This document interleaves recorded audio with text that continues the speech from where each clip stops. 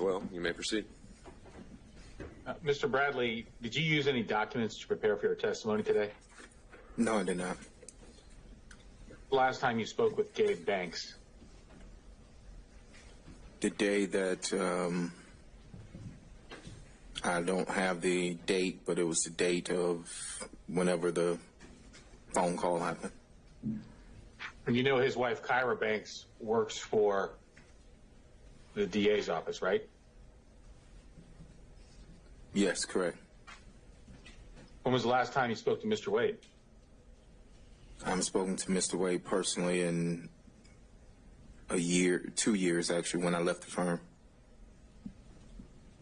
Miss Willis? I never, my interaction with Miss Willis was never where I would pick up the phone and talk to her, or that she would, or anything like that. So you didn't hang out with Miss Willis? You didn't have a personal relationship with her? No, I never had a personal relationship. I mentioned before that I went to a dinner that was after she was elected. That was at a steakhouse, but it was some 75 to 100 people there. So you knew of her, you just didn't have a business relationship or a personal relationship with her, or at least a close one? I knew of her from she was in the DA's office and I had criminal cases, but I did not personally know her, no. And not having known her, not really hanging out with her, you've got a contract from her office.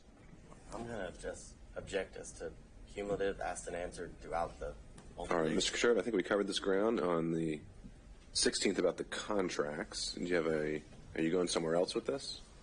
I am, Judge. If you give me a little latitude, I'll tie it right now. Okay, you may proceed. You got a contract from the office, not knowing or having a good relationship or a good working business relationship with Miss Willis. That's correct. That's because Nathan Wade steered that contract to you. I don't know how it came about, but it was presented to me at the office about the contract, correct? Who presented it to you? Mr. Wade? Yes. And he owed you money, you said at one point.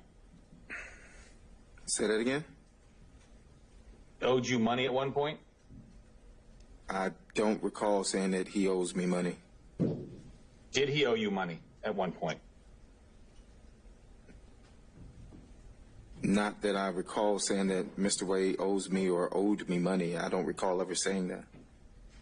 I didn't ask whether you ever said that. I said, did he owe you or did he owe you money in the past? No, he didn't owe me money. And so